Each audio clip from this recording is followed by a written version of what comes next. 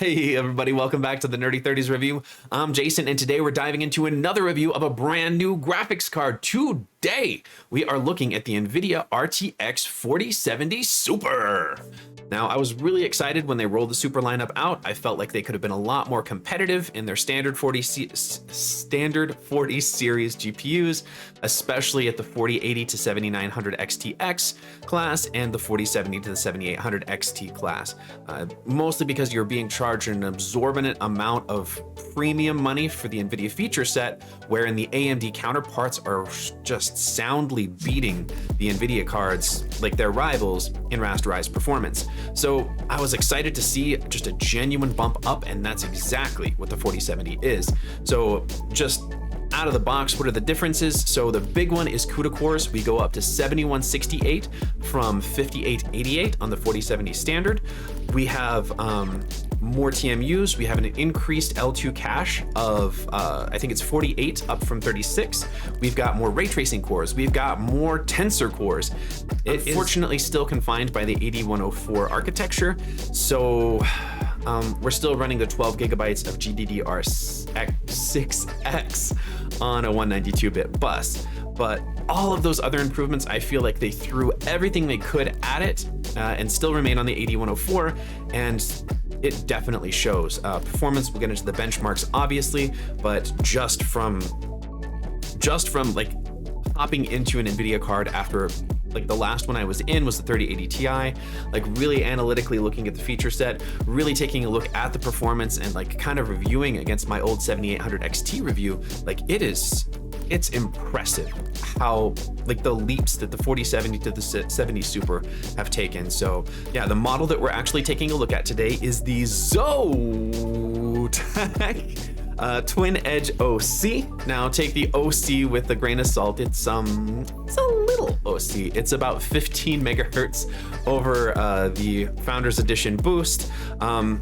But this is a little card. I was actually really excited to see just a legit 2-slot card here. It comes in at 9.2 inches long by 4.9 inches wide by 1.5 inches thick. So it's a legit 2-slot card. It didn't require a bracket. It sat in there nice. It's very light. It still does have a high quality metal backplate. RGB is limited to the Zotac insignia here, and I like it. It's minimalist. As for ports, we're looking at 3 DisplayPort 1.4 ports and 1 HDMI 2.1. So standard fare there for this current generation NVIDIA. But for how small it was, I was so impressed at how cool it ran, how quiet it was, and this is under some pretty heavy benchmark testing. I rarely saw it peak over 74 degrees, and it typically sat around 55 to 60, so it's a testament to NVIDIA's efficiency on this 4070 series, but also a testament to Zotac's build quality. I really like the aesthetic, as I feel as though this current generation of NVIDIA graphics cards, Zotac was kind of the only one that really revolutionized their shroud, and I'm speaking strictly in aesthetics. I do kind of dig the spaceship, like curved outlines of it. It's otherwise, they didn't throw too much money into it, but I mean, we've got a metal backplate, we've got our 3 heat pipes running across the fins. I had no problems with thermals. The fans run great, they're cool. Even kind of pushing a higher fan curve on it, it still remains comparatively quiet, and had a great time benching on it. So we'll get into more questions as far as comparatives. This is a feature. I won't be comparing it against any other GPUs. I've got an 4080 Super versus 7900 XTX coming up next, and then I'm going to be comparing this one to a 7900 GRE as soon as I get my hands on one. So there's a lot coming down the pike. I'm really, really excited to close out this generation and see, obviously what comes with the 5000 series and the 8000 series respectively, but I still think it's a relatively exciting time for all of these brand new GPU releases as we close out this generation. So we're going to get into the system specifications and then dive into the benchmarks. We'll get into final thoughts, but I just want to say thank you. You guys are an amazing community. If you enjoy content like this, please feel free to leave a like on the channel, subscribe to it. There's I've been away for a while. I had to go international for a while, and then this is my absolute busiest of busy seasons at work. But things are kind of freeing up for me, so I'm really excited to get back into this community, back into reviews. I just have so much fun doing them. So yeah, if you have any questions, you want to have a discussion, like please blow up the comments below. I'm really excited to have a dialogue. Yeah, let's just get into it. Before we dive into those benchmarks, why don't we go ahead and familiarize ourselves with the test bench configuration here. So for processor, we've got a Ryzen 9 7950X3D running on an MSI Carbon Wi-Fi X670E motherboard and being cooled by a Deepcool LS520 240mm AIO. For RAM, we've got 64 gigabytes of G-Skill Trident Z Neo running at 6000 megahertz, and of course our graphics card is going to be the Zotac Twin Edge OC RTX 4070 Super. The case is my Fractal North with two 140mm Arctic PWM fans and exhaust being one Noctua 120mm fan. All right, benchmarks. Here we go. We're starting things off with synthetics. Now, this is going to be the only data set that I have that has both out-of-box stock performance as well as a mild yet stable overclock of 120 megahertz on core and about 1000 megahertz on memory clocks. So, starting things off with Firestrike Extreme, which is DirectX 11 1440p. We've got a base score of 24438 and an overclock score of 25274, which unfortunately is just an uplift of about 3.4%. I was a little disappointed in this, especially comparatively when we go over to TimeSpy, which is DirectX 12 1440p. We go from a stock score of 19753 up to 21091, which is an uplift of 6.7%, which is almost twice the performance uplift as Firestrike. So that was a little odd. Moving over to Port Royal, which is a ray tracing test, we went from 13170 at stock to 14112 overclocked, and that's a performance gain of 7.2, our highest in the suite. Now moving on over to Speedway, that is a DirectX 12 Ultimate, which includes ray tracing, and that's 5171 at stock and 5460 at overclock, and that's an uplift of 5.6%. These are 3 runs averaged and rounded up to the whole number, so that's what we're seeing there. Now, while these are great scores and one would assume that performance would be great, we should go ahead and check those games anyway, starting off with Skyrim. That's right, you read that right. So the Nolvus Ascension mod pack is one I just kind of stumbled across while I was basically trying to generate a mod list for my Skyrim. I was going to do a replay of it. This thing brings GPUs to their knees. If you see the foliage, the grasswork shimmering in the distance, there's fake ray tracing. There is a ton of VRAM eating features in this mod list. So I think it's a great benchmark to see like what your hardware can actually do raster. The 4070 Super performed admirably at 1440p. This is also using the Rudy ENB. So 64.1 frames per second on the averages, and 1% lows are deceptively low at 26.3. Your frame rate's going to be all over the place with this mod pack. But I didn't get 4K results because of a scaling issue. I've resolved that. We'll see that in the comparative. Moving on over to a much more optimized title in Returnal. This one played beautifully, and this was the first one that I actually tested some ray tracing on, and it made a genuine impact. What we're seeing here is rasterized performance though, so there's no upscaling, there's no ray tracing. This is just native 1440p and 4K results. Starting things off with 1440p, we're at 121.1 in the averages and 1% lows at 67.8. It's a largely destructible environment, so we will see some pretty substantial 1% lows when things get particularly hairy, but it still just chugs right along. 4K is a similar story, 68.4 frames per second on the averages and 38.9 in the 1% lows. Just a really smooth experience on the 4070 Super. Moving on over to Dying Light 2, which is NVIDIA's sponsored title. Honestly, 4070 Super had no trouble at either of these. So 1440p, we're at 115.1 frames per second with a really tight 1% low at 87.8. And that even translated out here into these large open world foliage filled areas. and you've got like the butterflies and everything in the distance, it just chugged right along. It performed really well. 4K is functionally 60 frames per second at 59.8. You're basically margin of error there, and type 1% lows at 48.3. Really smooth experience, both resolutions for Dying Light 2. It is an NVIDIA like really optimized title, so it shows here. Moving on over to another Team Green sponsored title with Plague Tale Requiem. This one's a bit more demanding, as you can see there's so much going on.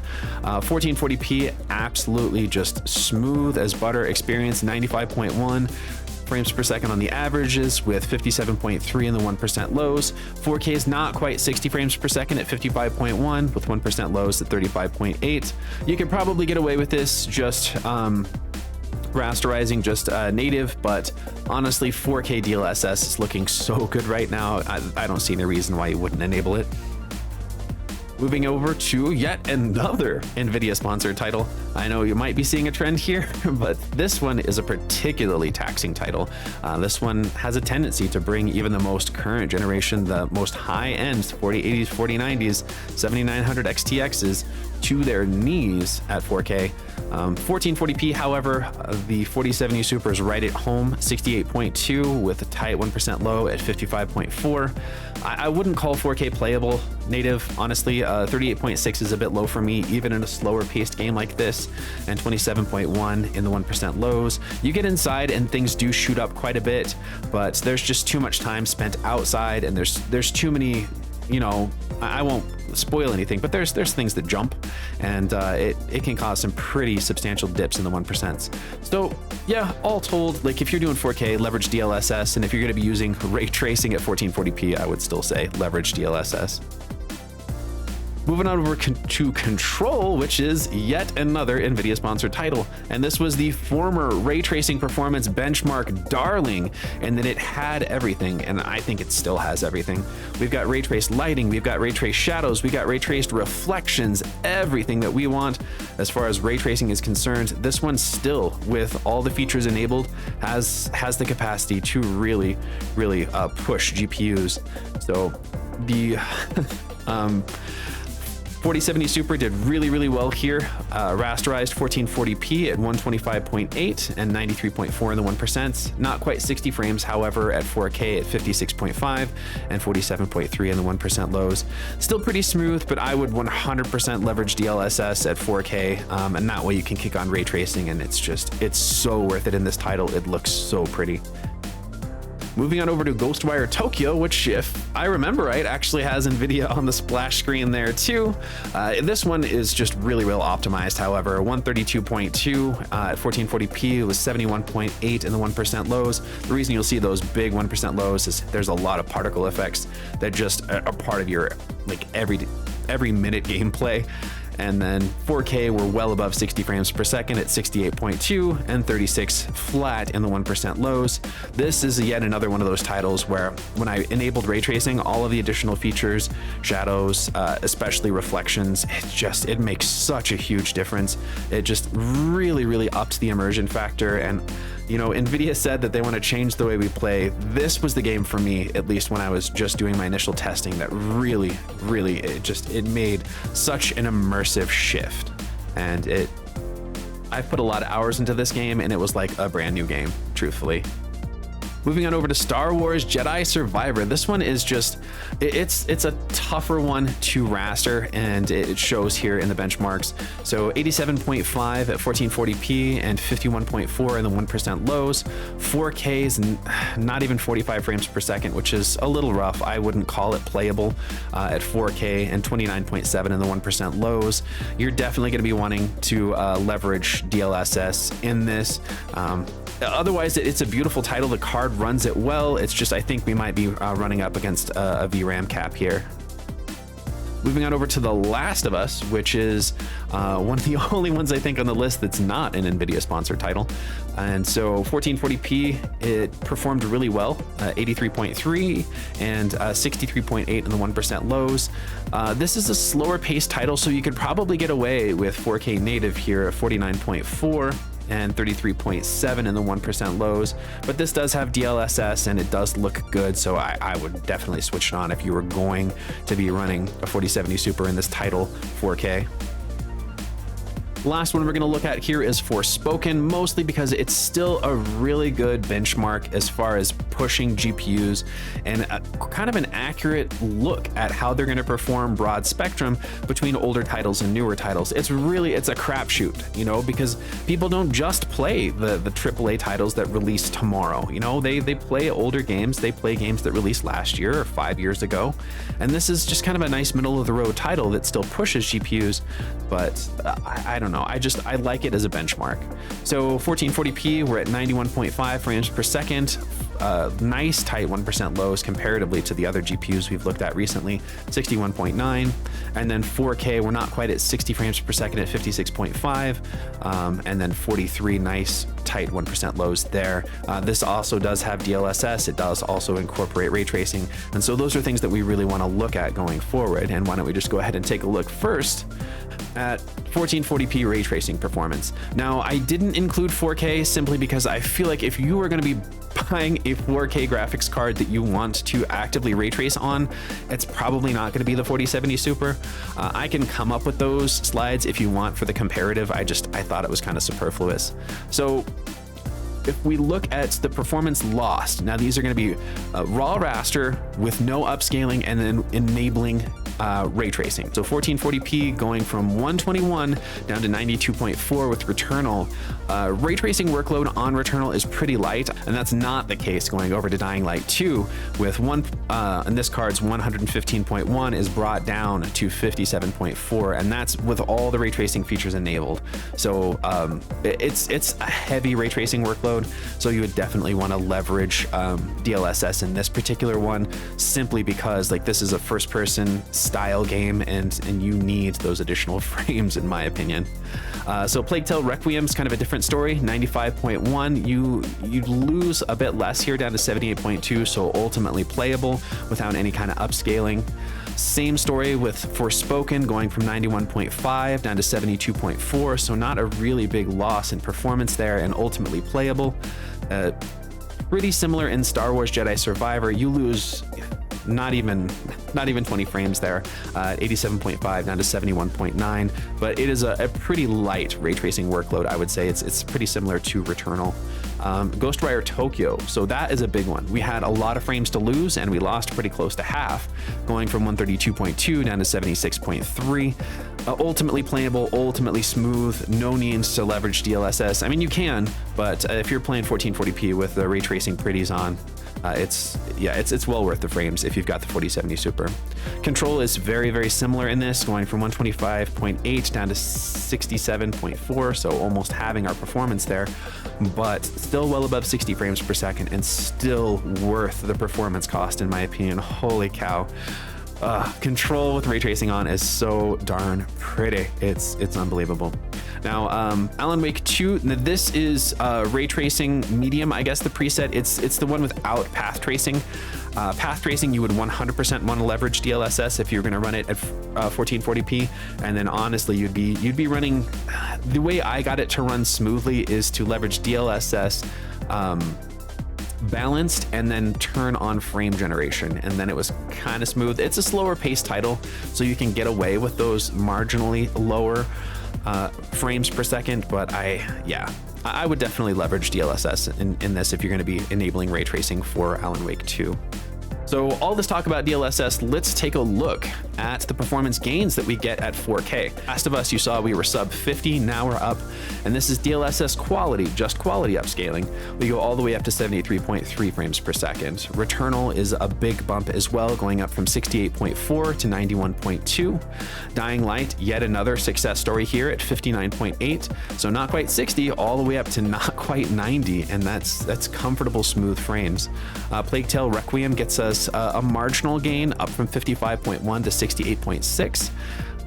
Still well worth it in my opinion. Forspoken, we're sub 60 again at 56.5 and up to 83.2, so much smoother there, and also smoother 1% lows in Forspoken with DLSS enabled. Star Wars Jedi Survivor was a big one. We're not quite even at 45 there, and we're all the way up to almost 70 at 68.7, so big gain there, big worth it.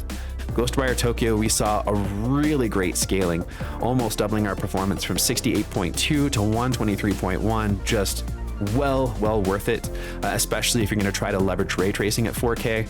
That is one of the few titles that you can do it so long as you're using DLSS. Control is another big bump.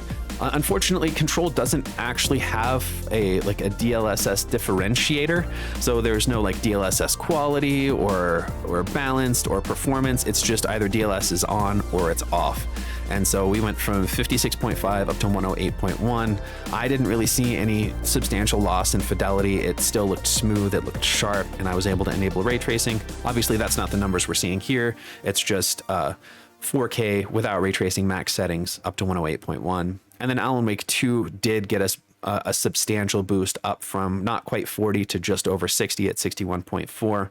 So well worth its implementation here. All right, so that's the 4070 Super. I had a lot of fun on it. There's a lot to unpack here. So first, obviously, we're going to talk about price. Now, $599 is a little higher than I would like it to be. I believe that NVIDIA does a good job of staking their claim at that price point if all the other price points are going to remain the same. So if we've got the 7800 XT, which its only real claim that it would have in like you making the purchase for a 7800 XT over the 4070 Super is it's $100 cheaper, and if you get a really good model and you overclock it, you can probably get really close to comparable and in some cases beat the 4070 Super in rasterized performance. But that's it. Unfortunately, power draw is much higher, and then of course you're looking at I won't say an inferior feature set, but I will say that FSR at 1440p is nowhere near as nice as DLSS is, and driver support for NVIDIA is still a little more fleshed out. This isn't a comparative video, so that's kind of where I'm going to leave those at. Just, is this particular card, is the 4070 Super Twin Edge OC worth it at $589, which is where it's at now? MSRP is officially $609. According to Zotac, but everywhere I'm looking, a Newegg and Amazon both have it around $589, $599. So is this a $600 graphics card? Yes, it is, but it is if you are genuinely interested in ray tracing. If you want to play those cinematic NVIDIA partner titles like Alan Wake, like Control, like Returnal looks really good, and the other big one I really enjoyed with ray tracing on was Ghostwire Tokyo.